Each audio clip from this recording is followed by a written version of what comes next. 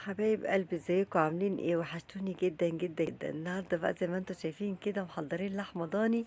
هعمل معاكم صينيه لحمه ضاني بطريقه حلوه وسريعه، يا رب تعجبكم.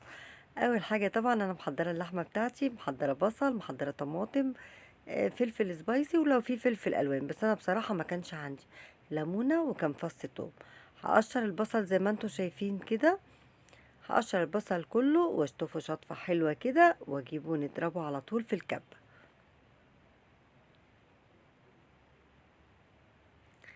بس كده يا حبايبي، زي ما انتوا شايفين جهزنا البصل بتاعنا.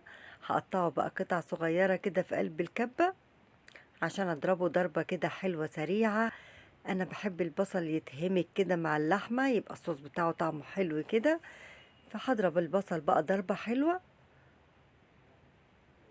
زي ما انتوا شايفين كده حطيته كله في الكبة ورحت ضربه ضربة كويسة كده. وهقطع الطماطم بقى عليه. هضرب برضو الطماطم مع البصل مع الخليط بتاعي كله كده على بعضه في قلب الكبة.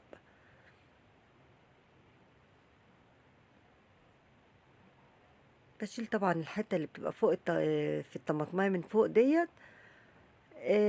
قطعت الفلفل زي ما انتوا شايفين، وهعصر الليمونة. بشيل البذر بتاعها.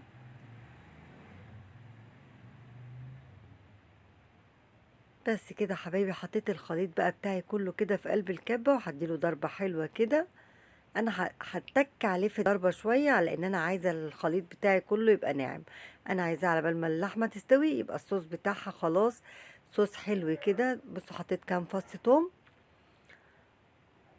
يبقى بصل وطماطم وفلفل وتوم. وهضربه بقى كله كده ضربه حلوه.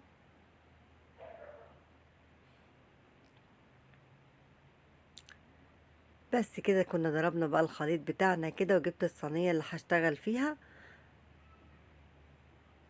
هفضي بقى الخليط في قلب الصينيه. انا بصراحة ما بحبش احط توابل كتير في الاكل، انا بحس ان التوابل بتغير طعم الاكل. انا عايزة طعم اللحمة كده يبقى حلو. الطعم بتاع زمان كده، اللي هو ملح وفلفل اسود وشوية بهارات صغيرة. انا ما بحبش اكتر التوابل في الاكل، بصراحة بحس انها بتغير فعلا الطعم. حطيت شوية فلفل اسود حلوين كده. شوية ملح. ظبط الحياء بتاعنا بقى. وشوية بهارات لحمة. بس مش هحط اكتر من كده. هقلب بقى الخليط كله. وهتبل بيه اللحمة بتاعتنا. زودت البهارات شوية. بس هي بهارات وملح وفلفل.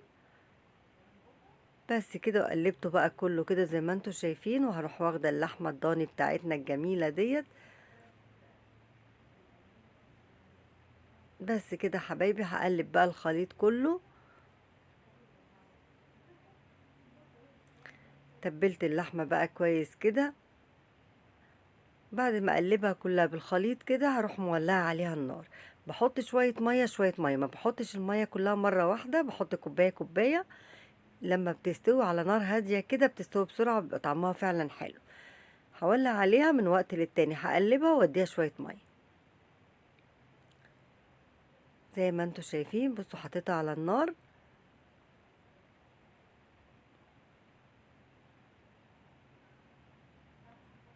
بفضل معاها بقى كده واحدة واحدة، ما بحطش المية كلها مرة واحدة، هي كوباية كوباية. لغاية ما احس انها استوت بروح مدخلاها الفرن. 3/4 سوا كده، وكمل الربع الاخير في الفرن. بصراحة بتبقى طعمها حلو قوي، والصوص بتاعها بيبقى طعمه حلو قوي. على نار هادية كده عشان تستوي حلو.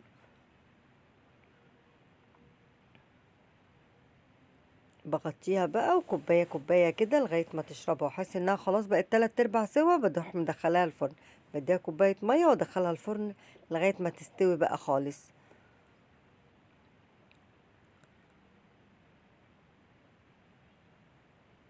غطيتها بقى كده عشان تستوي حلو، وطيت النار على نار هادية. من وقت للتاني زي ما انتوا شايفين كده بفتح عليها اقلبها تقليبة، لقيتها محتاجة مية بروح حطلها شوية مية صغيرين لغاية ما تستوي خالص. أنا طول ما انا واقفه في المطبخ كده ببقى موطيه عليها، بصوا بحط كوبايه كوبايه كده واروح مغطيه عليها لغايه ما 3/4 سوا. انا واقفه شغاله في المطبخ ومولعه عليها لغايه ما تستوي خالص. ما تكتريش الميه، سيبيها تستوي براحتها. طعم التوابل كده يبقى باين فيها حلو، الفلفل الاسود والملح وشويه البهارات، مش اكتر، ما بحبش اكتر بصراحه البهارات في الاكل. هنا بقى على بال ما اللحمه بتاعتي تستوي، هجيب بقى مج حلو كده، مج كبير، ده بياخد حوالي نص كيلو من الرز او اكتر شويه، يعني حاجه بسيطه، يعني هنقول نص كيلو من الرز. بس هغسله بقى وهنعمل مع بعض طاجن رز معمر. بس حطيت بقى، غسلت الرز وحطيته في قلب الطاجن بتاعنا. كنت غالية اللبن طبعا، وزي ما انتوا شايفين كده كان سخن. حطيت شوية ملح وشوية فلفل في قلب الرز.